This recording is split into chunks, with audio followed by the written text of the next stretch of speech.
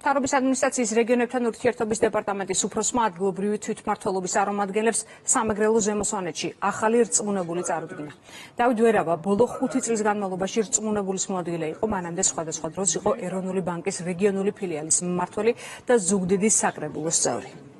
სამეგრელო ზემო სვანეთის რეგიონში მერებს, საკრებულოს თავმჯდომარეებს და სახელმწიფო რწმუნებულის ადმინისტრაციის თანამშრომლებს წარუდგინე სახელმწიფო რწმუნებულის თანამდებობაზე ბატონი დავით ვერავა. იგი ამ დრომდე იკავებდა სახელმწიფო რწმუნებულის მოადგილის პოზიციას, შესაბამისად მისთვის არ არის ახალი ეს საქმიანობა და დიდი წარმატებები მინდა უსურვო ამ ადამიანს. ჩემთვის ძალიან დიდი მასშტაბურობა და დიდი პატივია მიმსახურო ჩემს ქვეყანას სწორედ იმ რეგიონიდან, რომელიც არის ჩემთვის მშობლიური.